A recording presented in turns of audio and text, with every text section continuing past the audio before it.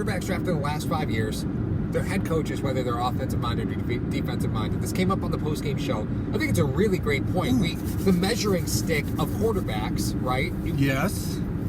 Are they all offensive-minded head coaches? Or are they defensive-minded head coaches? So let's go through and let's see. Light it up.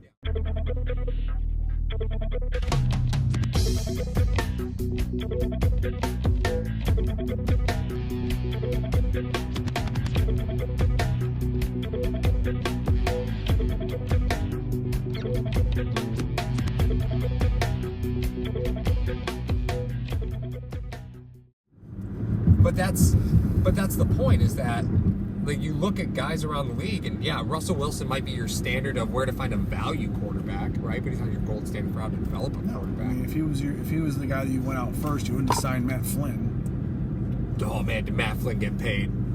Oh man, to make Matt Flynn money just for a day, just one day of Matt Flynn money. I'd make it rain at Tim Hortons. Bagels for everybody. Oh, actually, first time ever had Paula's Donuts the other day. Yeah, they're phenomenal. Those are massive. Yeah, it's like a heart attack. Yeah, there's a reason why the dozen is $27. I'm kidding, it's not. It's like $11. But they're big. Yeah, they're big, massive. So, what I'm saying is that developing a quarterback, when you have a defensive head coach, looking down the list of the NFL, current day, it's a passing league. Yes. It's a passing league. So the development of quarterback is very different when you have a defensive head coach versus an offensive head coach. I think you see those jumps quicker. Yeah, you see a lot more on your plate as an OC if you have a defensive-minded head coach, which is why those guys are usually the scapegoat a lot of times if the offense isn't put on points. Yep. We've seen it happen with Roman. We've seen it happen with I still can't remember his name. Nate Hackett. No, yeah, but who was after? Who was after Hackett? Who did they just fire last year? Oh Jesus, Dennison. Okay, Dennison. Yeah. Couldn't remember his name. No, okay, you're not Buffalo anymore. You're not important. But the thing is, that they're the scapegoat initially. Yeah. And then if you don't replace the guy, even though you handpick the guy, yeah, then there's going to be a problem. But that's usually the first stepping stone to a coach getting fired is they'll get rid of a coordinator first. Sure. So that being said, the growth of Allen is severely stunted because of Daboll's play calling or the pieces you put around him, chicken or the egg. Yeah, that's a big time chicken or the egg, man. That's so I don't know. I like you can tell. Oh man, that was a horrible play call. Oh man, he's got to catch that. You know, how many times have we said that this year? Yeah. On different types of plays. Yeah. Why is he doing this? Why is he doing that? But this defense, you're not going to have it forever. No, this is a really phenomenal defense. Like, and I get that they rebuilt it, right? Yeah. That's why I'm encouraged by some of the things that I've seen, because they rebuilt this defense off of what it was last year. Because the secondaries, they got Hyde and they got Porter. They have him for a couple more years. That's great. That other cornerback slot, there's two other cornerback slots. They seem to find guys to fill that need, right? Mm-hmm. So they seem to be able to do that pretty well. But the question really becomes, can they find guys who can generate pressure up front? Yes. Can the linebackers hold in coverage? Yep. Right? And while I know we say that you're not going to have this defense forever, the pieces that they put onto it this year, they're going to be there for a while. So I'm okay with the direction the defense is going. It's, if you're going to hold Allen to the standard of Goff, if you're going to hold Allen to the standard of Mahomes, it's not a fair fight. No, it's not. It's not anywhere close to a fair fight, and it has nothing to do with Allen. You're not equipping him with things like that. I mean, if Allen was producing the way he's producing right now with Kelsey, Hunt, Conley, and, Watkins, and Hill, yeah, you got a reason to hammer Allen. Yeah. If he's not producing with, you got Gurley, Cooks, Kupp, Woods.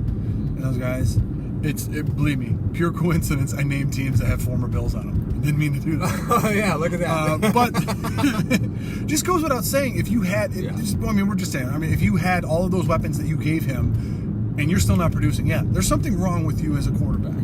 But you're giving him guys that one guy they were willing to trade with and get rid of in Benjamin. There, Zay Jones.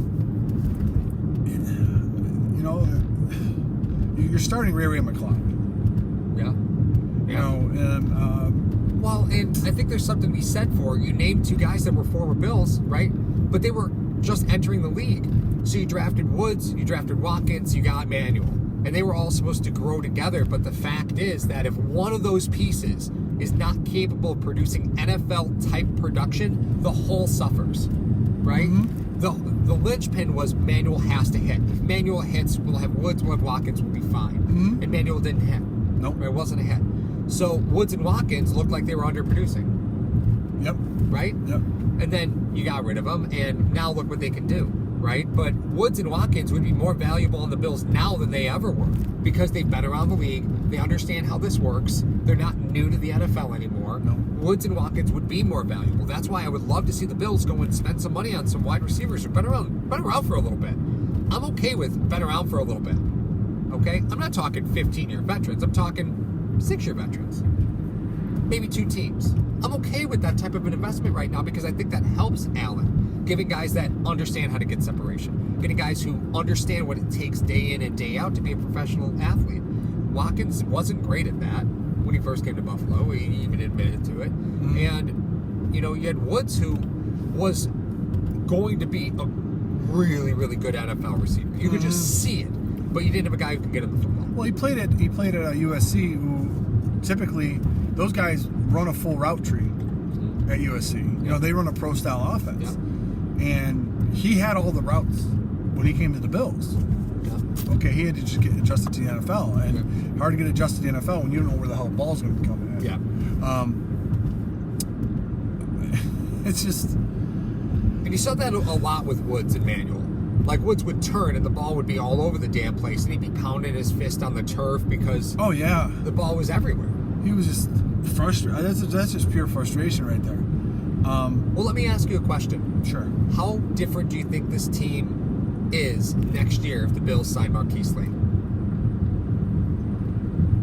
You've mentioned USC receivers, so do you think Marquise Lee improves this wide receiver group, or do you think it's a level signing? You're going to lose Benjamin. Does Marquise Lee make this team better? You're talking about an offensive coordinator right now, currently, if we keep him, that gave Shady 20 touches in 3 games. Do you think he's going to really Marquise Lee?